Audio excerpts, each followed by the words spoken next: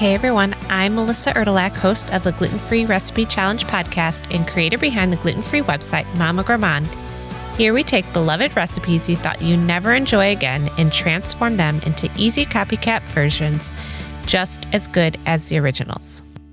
Okay, so I'm about to make your lives exponentially better in the form of bread, specifically bread that you thought you would never eat again for the rest of your life.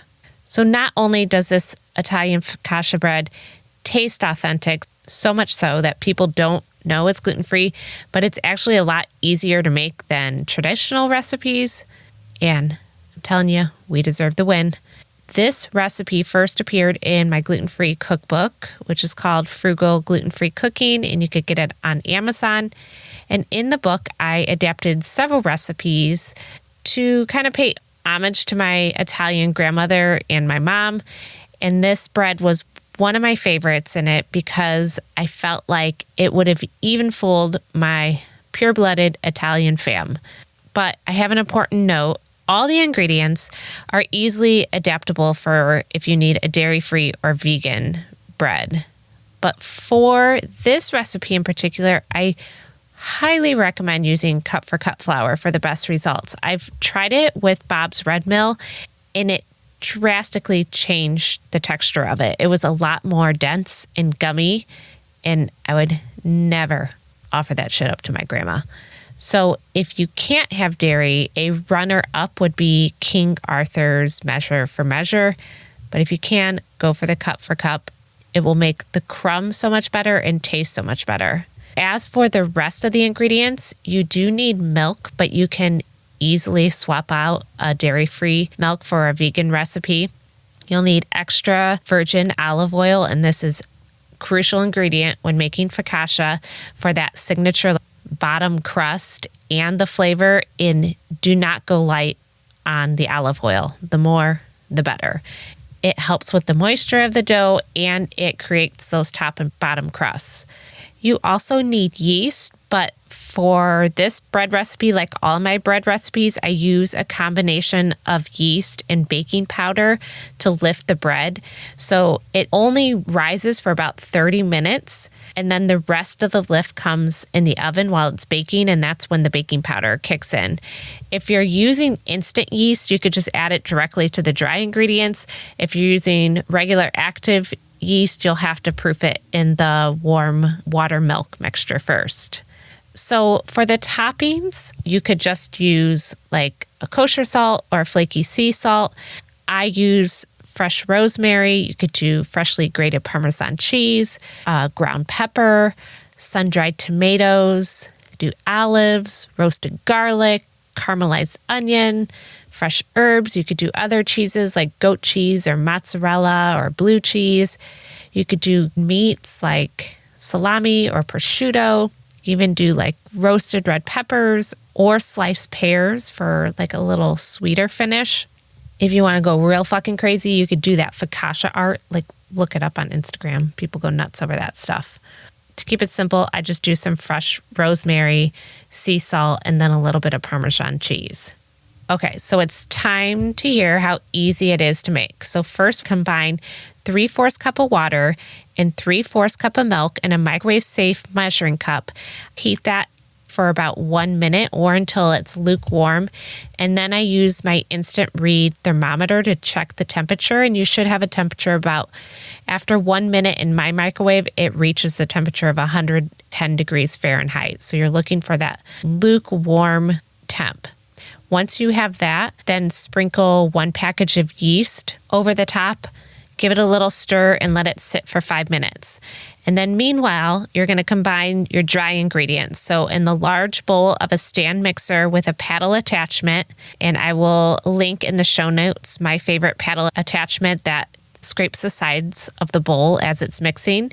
You combine 2.5 cups of gluten-free flour, 1 tablespoon of sugar, 1 teaspoon of baking powder, and 1 teaspoon of kosher salt, and just mix that on low speed until it's combined, and then add in the milk yeast mixture along with 3 tablespoons of olive oil.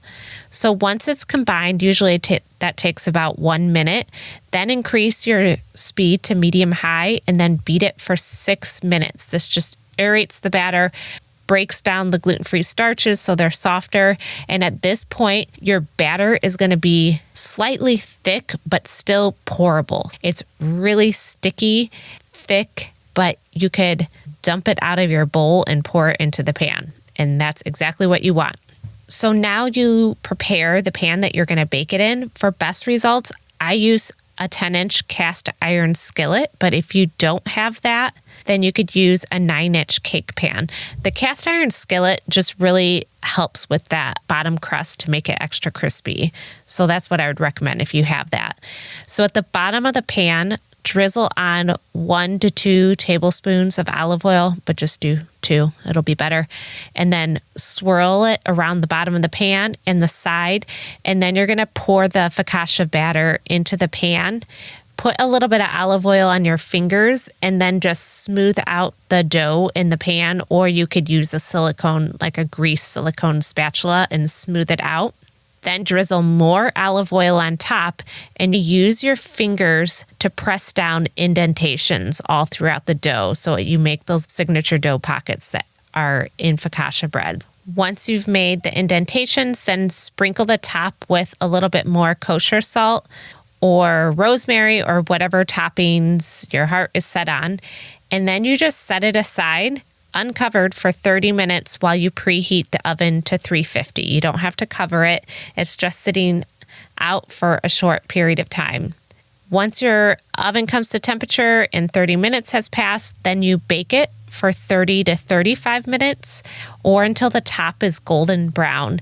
You remove it from the oven and then you can immediately sprinkle it with some Parmesan cheese to melt and put fresh ground pepper on it. Cool it in the pan for 10 minutes and then use a spatula to gently lift it out and transfer it to a platter that you could slice and serve it on, or transfer it to a wire rack to cool completely. Highly recommend. Eat it while it's still warm because it's fucking delicious. So for best results, eat the focaccia on the day it's made. And luckily, this recipe, it only takes a few minutes to mix together in the bowl. It rises for 30 minutes, bakes for 30 minutes, so it could be done in a little bit more than an hour. So it's pretty quick to make. If you want to make it ahead of time, it's also freezer friendly. Just be sure that it's cool completely before you wrap it up to freeze. For best results, I would recommend wrapping up the whole thing unsliced. But if you want to pull out individual slices, you could also cut it and wrap up those individual slices as well. And you can freeze it up to 3 months.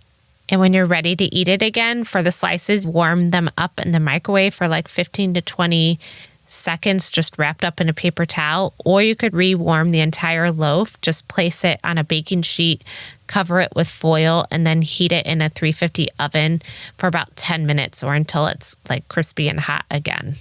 Remember, you can find the full printable recipe on the show notes page. And to get to that, just click on the link provided in whatever podcast app you're listening on. Or you can go to my recipe website, which is mamagourmand.com, and click on the podcast tab. Like I mentioned, this recipe is also published in my gluten-free cookbook. And I'll provide a link where you could get the cookbook, the full recipe, along with any recommended ingredients or equipment I've mentioned.